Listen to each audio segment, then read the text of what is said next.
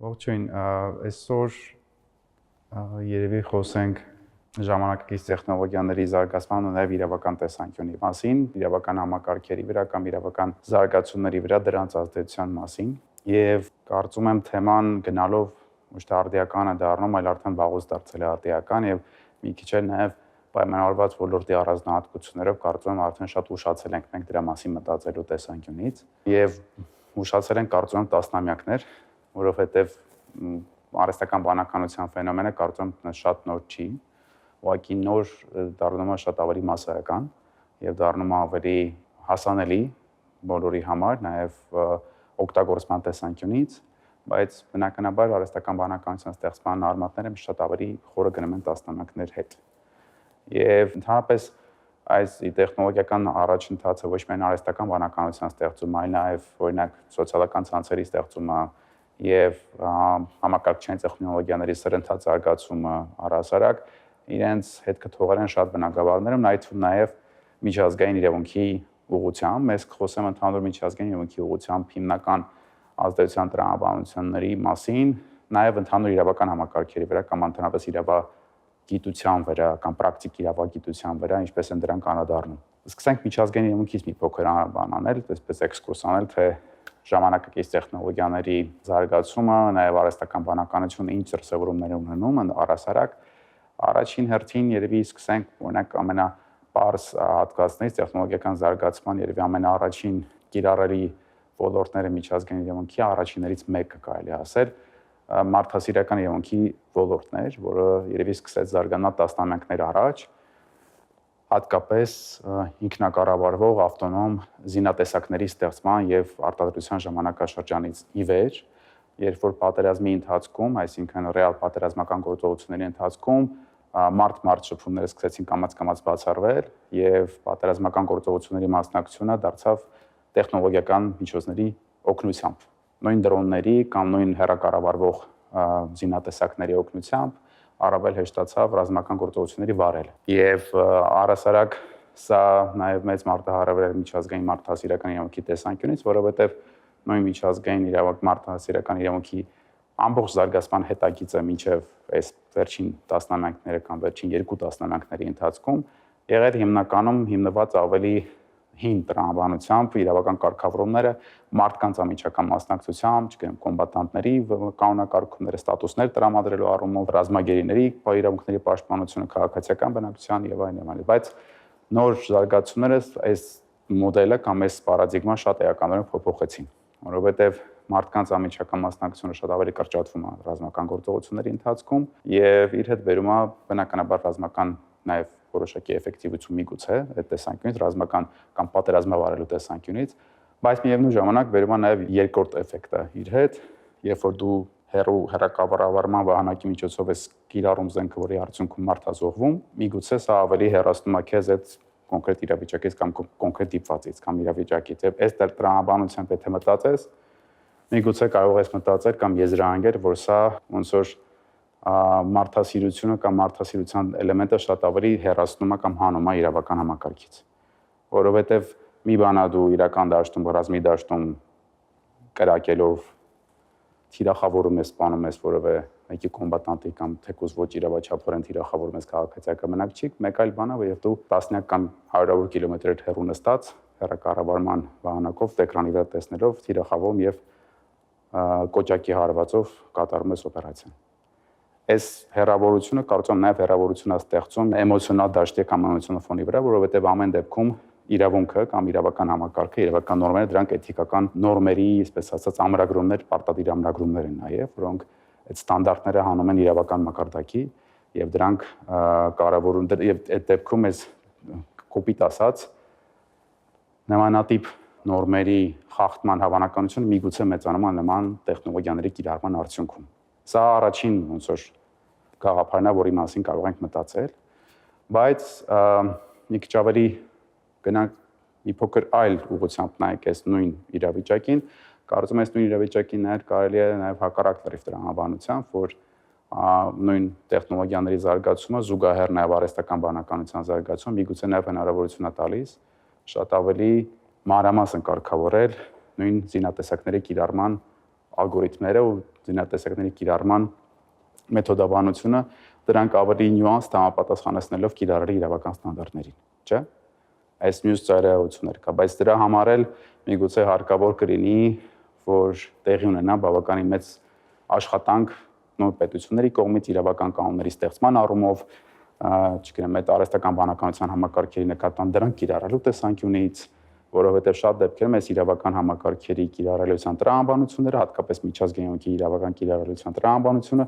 կառուցված է հին մոդելի վրա, հին մոդելը, այսինքն այն մոդելն է, որը մենք ունեցել ենք առնվազն Երկրորդ համաշխարհային պատերազմի ստեղծումից հետո, ինքնիշխան պետություններ, միջազգային կազմակերպություններ, մաքսիմում ինքնորոշվող ժողովուրդներ։ Այս պարադիգմայի տրամաբանության մեջ է, բայց այսօրվա զարգացումները մի փոքր այս համակարգը անընդհատ ավելի հեղեղուկ են դարձրել եւ բնականաբար իրավական համակարգի նորմերի կիրառելիությունը արդեն նոր իրականության մեջ առաջացնում է որոշակի շեղումներ, նաեւ կոնֆլիկտներ, նաեւ խնդիրներ, նաեւ մարտահրավերներ։ Եվ բնականաբար այս երկու տեսանկյունները հնարավոր են դարձնում եւ միգուցե սա այդ ֆենոմենը կա, որովհետեւ օրինակ նույն արհեստական բանականության կիրառելիության տեսանկյունից կամ տեխնոլոգիաների ժամանակակից աշխարհում ավելի աճող կիրառելիության տեսանկյունից, երբ որ իրավաբանները ոլորտի քննարկում էին գիտական տեսանկյունից թե ինչ ազդեցություն ունի միջազգային ոգի վրա, սկսած երևի 2013-14 թվականներից վերջին տարիներին ավելի շատ սկսեցին տպել գիտական հոդվածներ եւ հետազոտություններ, որոնցով նաեւ վաճառաբանում էին կամ խոսում էին հենց միջազգային իրավունքի ապամարտած իրականացման մասին։ Այսինքն այդ վտանգը կանխատեսում են, որովհետեւ տեխնոլոգիաների կիրառմամբ մի փոքր մարդը իրականությունից միգուցե կտրվում է նաև որոշակի ազդեցություն գործում թեկուզ մարդկային մտահորիզոնի վրա, որոշումների կայացման համակարգի վրա եւ բնականաբար վերջի վերջո եթե վերանանք այս կամ մի փոքր փորձենք ավելի մանրամասն բացահայտել թե ովքեր են որոշում կայացնողները նույն պետությունների մակարդակում վերջի վերջո դրանք եւս մարդիկ են, որոնք եւս ունեն կրում են որոշակի ազդեցություններ թե արհեստական բանականության, թե սոցիալական ցանցերի ալգորիթմերի հետևանքով նրանց գիտակցության վրա ազդեցությունների տեսանկյունից եւ հակառակը ինքը երկկողմանի ոնց որ ու փողոցի նման էֆեկտ է առաջացնում, թե անձի վրա է ազդում եւ թե անձի կողմից նաեւ կարող է օգտագործվի մեծ մասաների վրա ազդելու համար այդ նույն համակարգերը կամ նույն ալգորիթմերը։ Եվ այս տրամաբանությամբ միգուցե նաեւ որոշակի սոցիալ հոգեբանական ազդեցության նաեւ տեսանկյունից դիտարկելով հավանական այս մանրամասն էմպիրիկ տվյալների իհարկե չունեմ, դա կարծում կարելի է դիտարկել առանձին կոնկրետ տվյալներով, բայց վստահաբար որոշակի ազդեցություն այս առումով ունեցել է միջազգային իրավունքի պահպանման վրա կամ միջազգային իրավունքի կիրառելիության էֆեկտիվության վրա եւ միգուցե հարցադրում եմ անում, միգուցե սա բաց հարցադրում է, կարելի է դրա մասին մտածել, վերջին ինչու էսպես վերջին 2-1 տասնամյակի ընթացքում երևի 2018-19-ից սկսած կամ կարելի ասել 15-ից այս կողմ ավելի շատ 15-20-ից հետո աշխարհում շատ սրընթաց սկսեցին զարգանալ եւ միջազգային խորը ճգնաժամերը, կոնֆլիկտները, ոչ միայն մեր տարածաշրջանում, այլ նաեւ մերձավոր արևելքում եւ ասիական տարածաշրջանում պատերազմներ, կատակլիզմներ, մեծաքանակ հազարավոր միլիոնավոր մարդկային կորուստներ, զոհեր եւ դրանք իրականում ժամանակագրորեն շատ համընկան այն ժամանակահատվածի հետ, օրինակ, որը նա հաջորդել է համավարակին, կոവിഡ്յան համավարակին եւ նաեւ միգուցե համընկել է այս ժամանակահատվածի հետ, որը համարվում է տեխնոլոգիական այդ շատ սրընթաց բումի ժամանակահատված։ Միգուցե այս համադրությունները իրենց էֆեկտը թողում են նաեւ գիտակցության տեսանկյունից, որովհետեւ այս էֆեկտը մի քիչ միջճյուղային տրամաբանությամբ եմ փորձում մտածել, բայց այս էֆեկտը որոշակի ազդեցություն ունենում է եւ նաեւ միջազգային իրավունքի նկատմամբ վերաբերմունքի զարգացումները այս առումով փոխվում են։ Մյուս ֆենոմենը կարծում եմ, որի մասին արժի մի քիչ մտածել, սա ավելի շատ ոնց որ բովանդակային ազդեցության մասին խոսացի ընդհանրապես միջազգային իրավունքի կամ իրավական համակարգերի նկատմամբ կամ վրա ավելի տես նեգատիվ տեսանկյունից, որ միգուցե այս ազդեցությունը միջազգային համակարգը կրում է, բայց մյուս տեսանկյունից էլ պետությունների կամ առասարակ միջազգային հանրության անդամների ձգտումը դեպի միջազգային իրավունքի կիրառման էֆեկտիվությունը բարձրացնելը ավելի ավելանում է, որովհետև վերջին տարիներին էլ եթե նայենք նույն Ցեղասպանության կոնվենցիայի հիման վրա նախաձեռնված իրավական վարույթները միջազգային դատարանում բազմապատկվել են եւ պետությունների կողմից փոքր պետությունների կողմից հատկապես միջազգային դատարանների միջոցով այդ կիրառելիության փորձերը կատարել ավելի բազմապատկվել են, ավելի շատացել են, սա նաև խոսում է դրա մասին, որ պետությունները փնտրում են առնվազն փնտրտուքի մեջ են կայուն իրավական համակարգի։ առնվազն ցանկություն կա որոշակի կայունության, անկայունությունը ոչ մեկին չի, այսպես ասած, հետաքրքրում, նույնիսկ կարծում եմ մեծ տերությունների։ Եկեք մի փոքր անցում կատարենք իրավական համակարգի վրա արհեստական բանականության եւ տեխնոլոգիաների մի փոքր այլ ազդեցության կոնտեքստ, որը էլի հետաքրքիր ուղղություն է բացահայտում, մի քիչ ավելի ոչ այսքան բացասական ըմբռնումով, բայց կարծում եմ նույնիսկ այս բացասական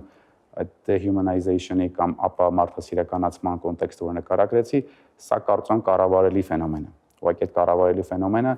պետք է ենթադրի որոշակի գործողություններ կամ քաղաքական կամ պետությունների կողմից։ Վերջին զարգացումը այս ուղղությամբ երևի անցած տարի ամենամեծ զարգացումն էր, որը Եվրոպայի խորհրդի շրջանակներում հատուկ արհեստական բանականության վերաբերյալ մարդու իրավունքների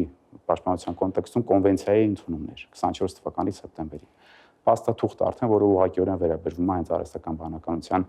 կարգավորման փորձին։ Սա շատ մեծ, կարծում կարևոր զարգացում է եղել վերջին ժամանակների համար։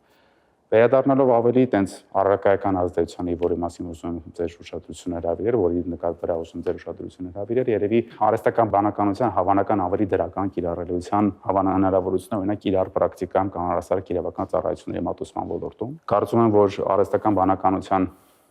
կիրառելիությունը հավանական դրական էֆեկտներ կարող ունենալ, օրինակ, եթե խոսում ենք նույն արդարադատության համակարգի մասին, շատ հեղինակների, նաև Դանիել Քենեմանի, եթե չեմ սխալվում, Noise կամ աղմուկ վերնագրով վերտառությամբ համահեղինակած գրքի մեջ նաև խոսվում էր նման հնարավորության մասին, քննադատելով կամ քննարկելով դատավորների կողմից, օրինակ ամերիկյան իրավական համակարգում որոշումների կայացման որոշակի օրինաչափությունները, որովհետև նաև այնպեսի խորքային հետազոտություններ են կատարվել օրինակ այդ համակարգում, բացահայտելով, որ կախված օրվա ժամից, թե արդյոք լանչի ժամին է եղել որոշման կայացումը կամ չգիտեմ ճաշի ժամից հետո կամ առաջ եւ առասարակ կոնկրետ սուբյեկտիվ այլ հանգամանքներից, որոնք կարող են ազդել մարդու տրամադրության վրա կամ այլ հանգամանքների վրա, իր մտայնությունների վրա, որոշումների կայացումը նույն հանգամանքների կամ նույն փաստերի վերաբերյալ գործերի մասով կարող է տարբեր լինել։ Մի դեպքում շատ ավելի խիստ կարող է լինել որոշումը նույն անձի կողմից կայացված, մեկ այլ դեպքում շատ ավելի նույն փաստական տվյալների մասով։ Եվ այս օրինակի վրա նաև հեղինակները դեռ այն ժամանակ գիրքը չեմ հիշում երբ էր հրատարակվել, առնվազն երևի մի 10 տարի կամ 10-ից ավել տարի առաջ, նույնիսկ արդեն քննարկում են այն գաղափարները, որ միգուցե որոշ գործերով կամ որոշակի փաստական հանգամանքների գործերով արհեստական բանականության կողմից որոշումների կայացումը կարող է ավելի արդյունավետ լինել։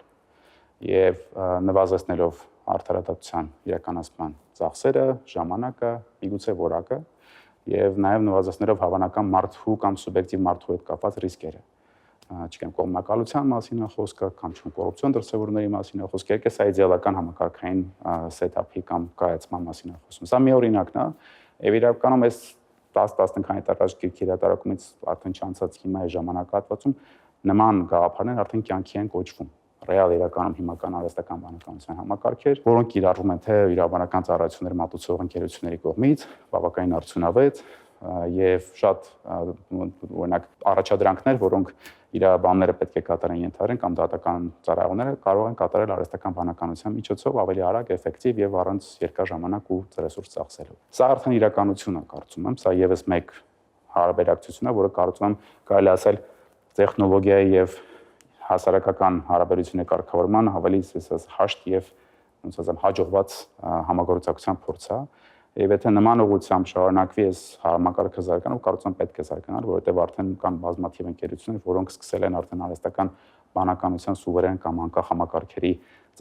արտադրության կամ ձևավորման ծառայություններ մատուցել կազմակերպություններին, պետություններին եւ անկախ այլ սուբյեկտների, որոնք ցանկանում են նման համակարգեր ունենալ իրենց ներքին խնդիրներ լուծելու կառավարման, նաեւ պետությունները կարծում եմ, որովհետեւ պետություններն էլ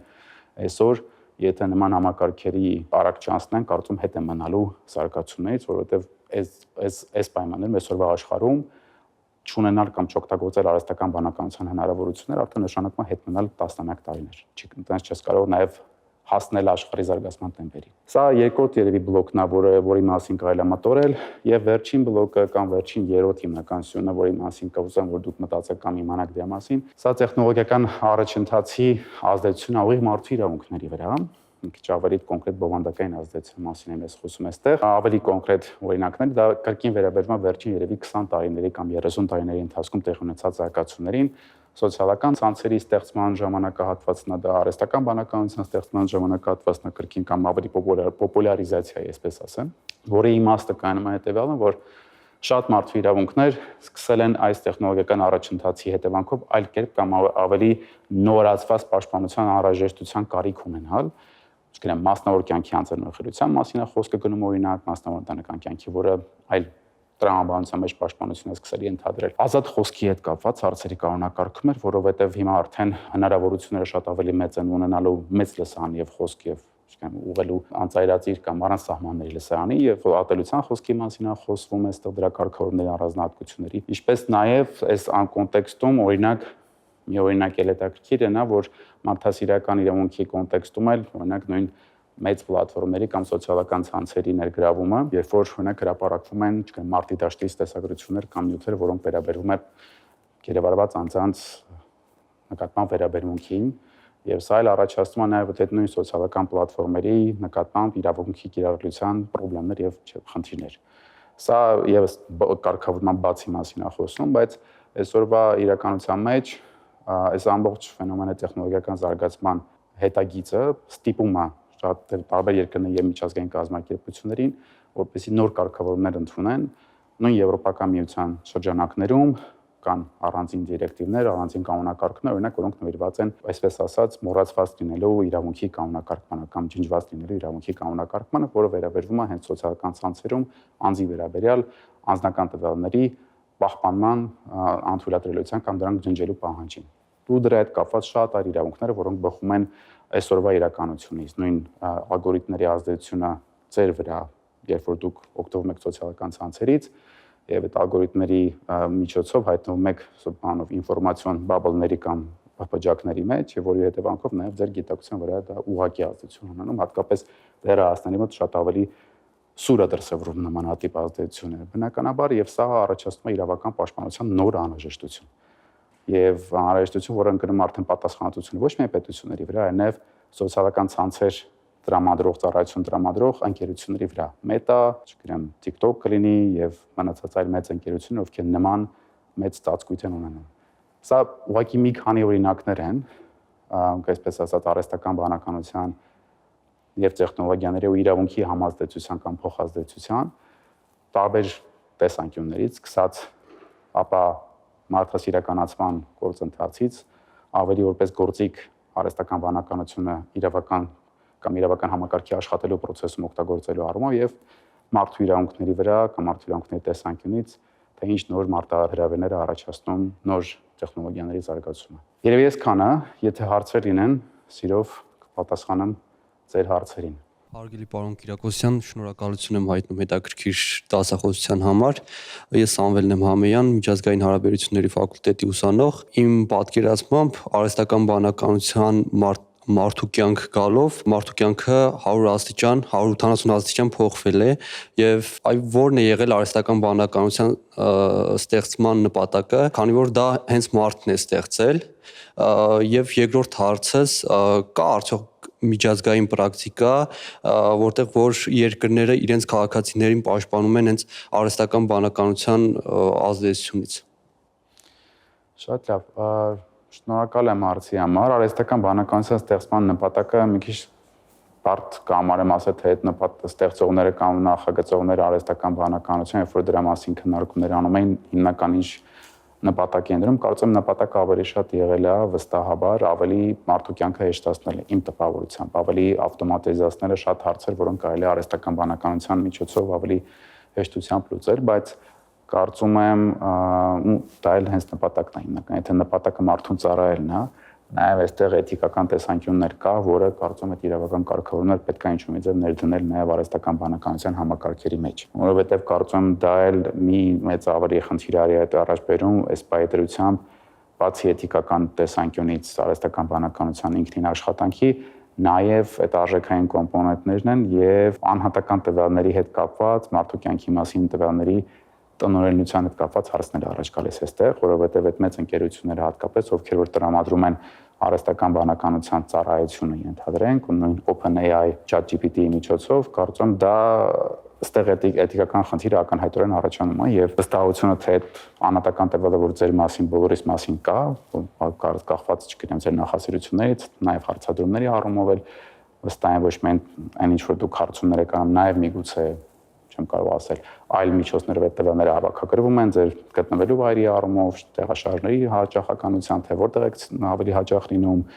ինչ հիմնական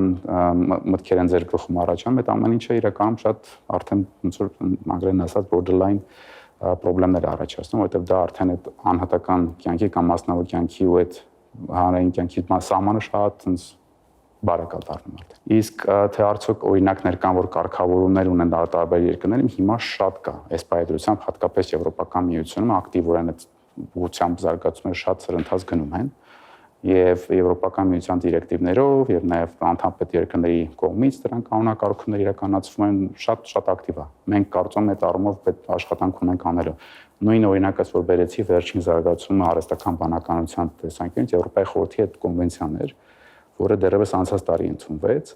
եւ այդ դրա ընդունումը ինքնին նշանակում է, որ մարդու իրավունքների տեսանկյունից արհեստական բանականությունը արդեն մարտահրավեր է։ Եվ դրա կարգավորումը ուղիղ անհրաժեշտություն է այսօր։ Այսինքն դա նաև վերաբերվել է հենց առաջին հերթին այդ ընկերություններին, մեծ կորպորացիաներին, որոնք ուղղակիորեն հենց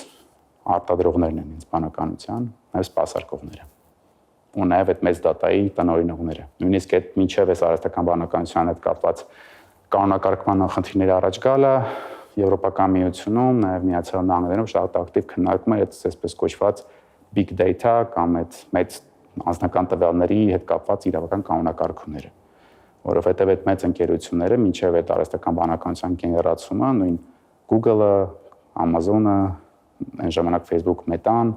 իրենք դրապետում են ձեր մասին, մեր բոլորի մասին անհատական տվյալների հսկայական զանգված եւ հսկայական մեծ բազա, որը ինչ որ մի պահ նաև դառնում է որոշակի առևտուրի առարկա, որպես ապրանք է դառնում։ Եվ այդ մեծ ընկերությունների միջոցով միմյանց միջև օգտագործվում է որպես ապրանք եւ վաճառվում է, չգիտեմ, Amazon-ին որպես կամ չգիտեմ այլ ընկերություններ, որոնք տեղադրում են գովազդ եւ այդ գովազդը ձեր համար ձեր նախասիրությունը եւ ձեր այդ դատային համապատասխան ձևավորում եւ ձևակերպվում է, որը օրինակ Եվրոպական միության կոնտեքստում Եվրոպական միության դիրեկտիվները փորձում են կանոնակարգել սահմանափակել, որտեղ դա ուղղակիորեն անձի մասնավոր կյանքի ոտնահարում է համարվում։ Այս սահմանները արդեն սկսել են շատ դժվար գծվել, հիմա դրա համար կանոնակարգումներն էլ շատ ավելի ակտիվացել են, նաև դատական նախադեպեր կան Եվրոպական դատանի կողմից։ Այս հարցերի հետ կապված վճիռներ էլ ունենք կապված նաև տեխնոլոգիաների կիրառման ժամանակ մարդու իրավունքների սահմանափակումների մասով։ Այսքան երևի ձեր հարցի հետ կապված։ Պարոն Կիրակոսյան, հարցս հետևյալն է, նշեցիք, որ կան օրինակներ, երբ արդարադատությունն իրականացնում է արհեստական բանականությունը արդեն։ Ինձ հետաքրքիր է այդ դեպքում սխալ որոշման հետևանքով ով է պատասխանատվություն կրող սուբյեկտը այդ դեպքում։ Ոչ թե օրինակներ, որ արդեն արդարադատություն իրականացնում արհեստական բանականություն, ուղղակի կան արդեն արհեստական բանականության լուծումներ, որոնք կարող են նախատեսված լինել նույն դատարանների կամ իրավական համակարգի մարմինների աշխատանք ավելի հեշտացնելու համար։ Չեմ կարծում դեռ հասել ենք նրան, որ այդ որոշման կայացումը կտան ամբողջությամբ արհեստական բանականությանը, բայց չեմ բացառում, որ միևնույն այդտեղ էլ հասնենք։ Միգուցե ինչ որ որոշակի սահմանափակ թվող գործերի մասով որոշում կարելի է տրամադրել, ակնհայտորեն կամ պարզ հարցեր, որոնք ավելի հստակ են, չգիտեմ, դրամային հստակ պահանջների հետ կապված հարցերով կամ նույնիսկ տեխնիկական ինչ որ պահանջներին համապատասխանության տեսանկյունից միգուցե այդ լուծումները ավելի արագ ու արդյունավետ պատասխան կամ որոշումներ տան։ Բայց հարցը որն էր, որ ասացիք, թե օրինակներ կան սխալը, սխալի դեպքում։ Որոշում լինի, ով է պատասխանատվություն կրող սուբյեկտը այդ դեպքում։ Այդ շատ լավ հարց է իրականում, որովհետև այդ հարցը երևի ֆունդամենտալ հարցն է այս ամեն ինչի մեջ, արդյոք այդ պատասխանատվությունը կրելու է ստեղծող արհեստական բանականության, ճիշտ եմ ասում, այդ համակարգի ստեղծողը կամ աշխատացնողը, որ պատասխանատվությունը վրստում, չգիտեմ, այդ համակարգի միջոցով առաջադրանքը կատարելու կամ առաջադրանքի կատարումը կախված թե ինչ իրավիճակա կարող է պատասխանատվությունը տարբեր ուղղություններով ընկնել, բայց այս էթիկական հարցերը արդեն երկրորդ խումբ հարցերն են, որ առաջ են գալիս, այսինքն ով է պատասխանատվություն կրելու եւ արհեստական բանականություն ստեղծողների ինչ էթիկական կամ արժեքային սկզբունքները պետք է առաջնորդվեն այդ բանականությունը ստեղծելու համար եւ բնականաբար այս փուլից էլ սկսած վստահ եմ այդ ընկերությունները կսկսեն իրենց պատասխանատվությունը բացառող կամ սահմանափակող իրավական կանոնակարգումներ փնտրվել, որ իրանք չեն կարող պատասխանատու լինել ամեն ինչի համար, ինչի համար կօգտագործվի արհեստական բանականությունը, բայց ակնհայտ է ինչ որ սահման կա այստեղ։ Այս բայդրությամբ հստակ պատասխաններ դեռ չունենք միանշանակ, բայց վստահ գիտեմ, որ ոլորտը երևի կարելի ասել շատ արագ է փոխվում։ Օրերի կամ շաբաթների, ամիսների ընթացքում արագ զարգացումները տեղի ունենում են։ Պարոն Կիրակոսյան, ես մի այսպեսի հարց ունեմ, իսկ դուք ձեր առօրյայում ինչքանով եք կիրառում արդեն արհեստական բանականությունը։ Ես քանի որ նաև ունեմ շատ գիտական հետաքրքրություններ ակադեմիական, հետազոտություններ իրականացնելու ժամանակ կիրառում եմ եւ որովհետեւ ժամանակը ավելի շատ արդյունավետացնում է նաև փնտրտուքները, հատկապես տարբեր աղբյուրների, տարբեր հարցերի վերաբերյալ արկա, չգիտեմ, հրապարակումներում արտացված կարծիքների մասով հեշտացնում է գործը շատ եւ նաեւ կարծում կան տարբեր արհեստական բանականության լուծումներ, որ օգնում են տեքստային, չգիտեմ, ավելի հղկված տեքստ ունենալու տրամաբանությամբ, բայց ստեղ էլի էթիկական խնդիր կա, օրինակ ես դասախոսությունների ժամանակ իմ ուսանողների հետ երբ որ շփվում եմ, հիմնականում փորձում եմ այդ մեսեջը տալ, միշտ ասում, հա դա բնական օգտագործելու եք արհեստական բանականություն գիտեմ, բայց կոնենս մի արեք էլի օգտագործեք, որ այդ էթիկական սահմանները լրիվ անցնեք, այսինքն չի կարելի արհեստական բանականությունը օգտագործել տենց լրիվ պլագիատի տրամաբանությամբ, ինչ որ հարց տալ եւ այդ հարցի պատասխանը, որը կոմպիլյացիայի արդյունք է տարբեր աղբյուրներից վերցնել եւ ներկայացնել որպես սեփական աշխատանքի պրոդուկտ, դա ակնհայտ էթիկական կարծում կոպտագույն խախտում է, չի կարելի, թե գիտական տեսանկյունից, թե առասարակ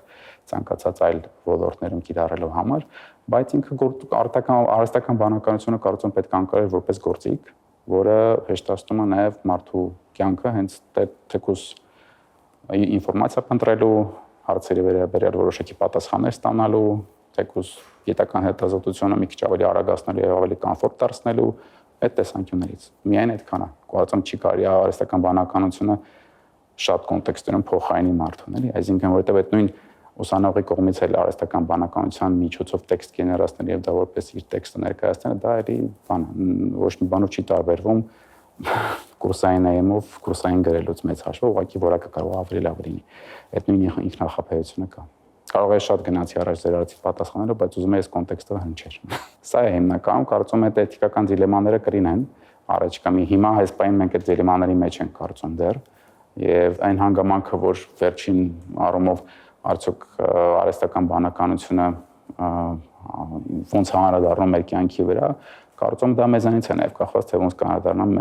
մեզ վրա արհեստական բանականությունը կամ տեխնոլոգիաների առաջընթացը, արդյոք մենք ոնց կվերաբերվենք դրան։ Նաև կդառնանք մենք այդ process-ների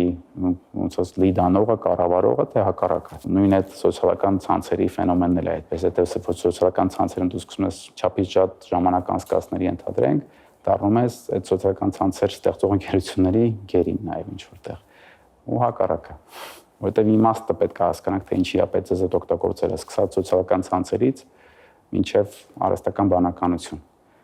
Այս է գաղափարը, հիմնական գաղափարը եւ բնական է այդ ուղղությամբ էլ իրավական համակարգերի զարգացումները պետք է կարծում գնալ արդեն սկսել են գնալ եւ ավելի արագ են գնալու կանոնակարգումները։ Եվ հիմա այս բայդրությամբ նաեւ անհրաժեշտություն առաջանում անընդհատ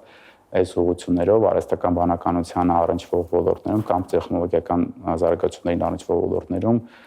կիրառել իրավունքը նորովի մեկնաբանելու անհրաժեշտություն անընդհատ առաջանում է, անընդհատ։ Ու դա կարծում եմ անվերջ գործընթաց է լինելու, անընդհատ վերստին նորից անընդհատ այդ ամեն ինչը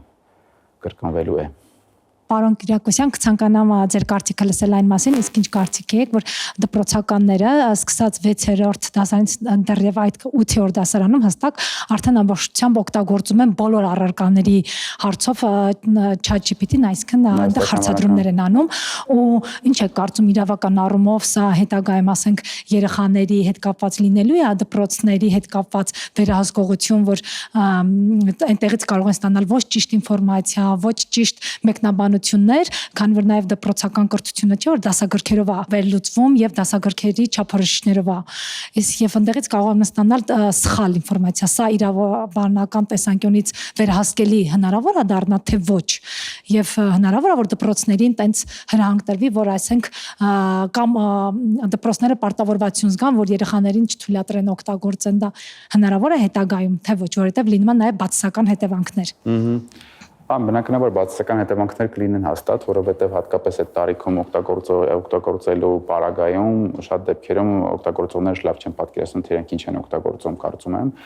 դա սա հիմա եւ դպրոցական տարիքի համար կարծում եմ առավել դպրոցական տարիքի երեխան առավել բան են, այսպես ասեմ, խոցելի են այդ տեսանկյունից, նաեւ այն առումով, որ դեռ լվաղ զարգացման փուլում են գտնում եւ բնականաբար իրենց գիտակցության ձևավորման փուլում են գտնում եւ ամեն ինչ ազդում է գիտակցության ձևավորման վրա բնականաբար այս առումով անվտանգային հարցերը ավելի սուր պետք է նայվեն իմ կարծիքով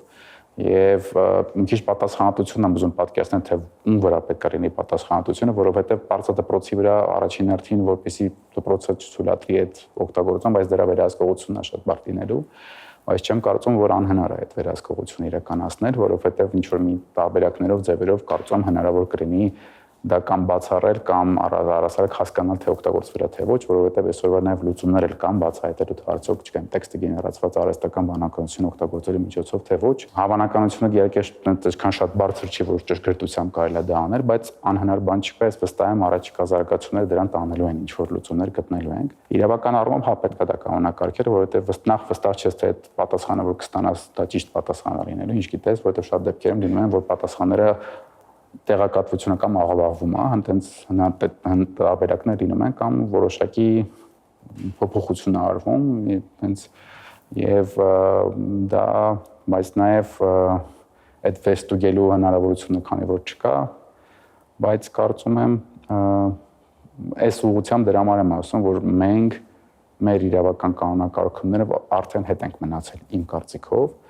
Եվ այս այն ոլորտներից է, որ պետք է արդեն սկսել այդ ուղղությամբ արագ մտածել շատ։ Ու վստահաբար այդ ուղղությամբ հատկապես կրթական ոլորտում դրա կիրառելիության մասով ոչ միայն դպրոցներում, այլև համալսարանում էլ, բարձրագույն ուսումնական հաստատությունում եւս։ Ու ես կարծում կան համալսարաններ արդեն գիտեմ, որ իրենք արդեն այդ պոլիսիները կամ այդ մոտեցումները սկսել են ընդունել արհեստական բանականության կիրառելիության հետ կապված։ Եվ մոտեցումներից օրինակ մեկն այն է, եթե դու որոշակի աշխատություն իրականացնելիս օգտագործել ես արհեստական բանականությունը, պետք է դրա մասին անպայման նշում անես, ու նաև նշես, թե ինչ նպատակով ես օգտագործել արհեստական բանականությունը։ Դա նաև այդ էթիկական կողմը ապահովելու նպատակ ունի, որպեսզի դու ազնիվ բացահայտես, թե դու քո աշխատանքը, քո ստեղծած, չգիտեմ, գիտական հետազոտությունը կլինի կամ այլ պրոդուկտը կլինի, ինչ օգնությամբ ես ձևակերպել։ Այս շատ կարևոր հանգամանք է ու կարծում հա պետք է բարձր դպրոցների համալսարաններ իրանք պետք է այդ կանոնակարգումները, բայց կարծում պետք է ընդհանուր իրավական կանոնակարգում լինի, որը նաև այդ ուղղությամբ պետք ոնց ասեմ հիմնական օրիենտիրը կամ հիմնական ուղղությունը կֆիքսի։ Այսինքն պետությունը պետք է այդ քաղաքական օրիենտիրը ֆիքսի, որպեսզի որի հիման վրա արդեն կրթական հաստատությունները պետք է նաև շարժվեն իրենց ներքին կանոնակարգումները ընդունելու եւ դրանք ոնց որ վերահսկելու ուղղությամբ։ Բայց այդ դրան պետք է միանշանակ գնալ։ Ես ինքս որպես դասախոս ծրագրի ղեկավար դրա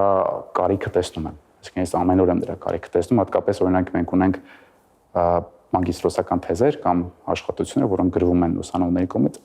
այդ ուղղությամբ հաստատ կարիքը շատ ավելի սուր է, քան դպրոցում իմիջիայլոց,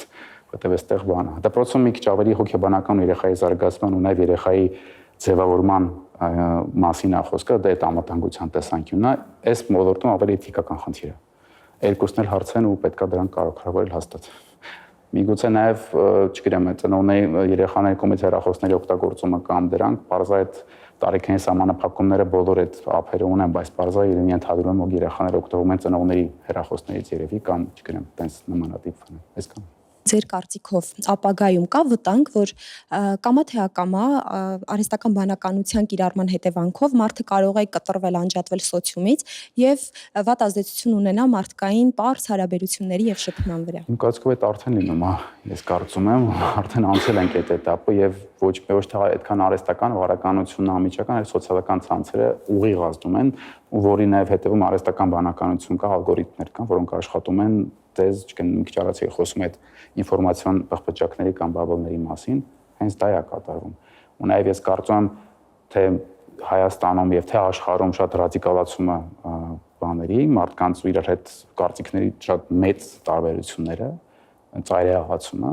կարծումը մի էականորեն նաև պատճառը հենց սոցիալական ցանցերի ակտիվ օգտագործման։ Ու սոցիալական ցանցերին այդ ալգորիթմերի միջոցով այդ բխբշակների ձևավորման, որոնք մարդկանց պահում են մի բևեռներում, բևեռացված են պահում։ Ու դա խնդրեմ է, դա բնականաբար ազդում է միջանձնային հարաբերությունների վրա, ատելության ֆոնը շատ ավելի բարձրացվում է, բնականաբար դա ուղիղ, դա կարծում եմ այդ փուլով մենք արդեն անցել ենք ու հիմա մեջն ենք։ Այդ փուլի մեջ ենք հիմա գտնվում։ Բնականաբար դրա կանոնակարգ դրա հետևանքով այս կանոնակարգումները դրա համար է ասում, որ մարդու իրավունքների վրա շատ ուղիղ ազդող երևույթներ են տեխնոլոգիական առաջընթացի ֆենոմենները, սոցիալական ցանցերը, արհեստական բանականությունը, դրանք վստահ դրա համար են Եվրոպական միության շրջանակներում արդեն սկսել շատ ուղիղ դրանց մասին մտածել, կարգավորումներ, դիրեկտիվներ ընդունել, կանոնակարգումներ ընդունել, որտեղ դա արդեն անվտանգային խնդիր է դարձել, կարծում եմ։ Ոչ միայն անձի անվտանգային խնդիր, կարծում նաև որոշ դեպքերում ազգային անվտանգության խնդիր, պետական անվտանգության խնդիր կարծում։ Ես ուղիղ եմ ասում դրա մասին, որովհետև դա իրոք այդպես է։ Այսքանը երևի, շնորհակալություն։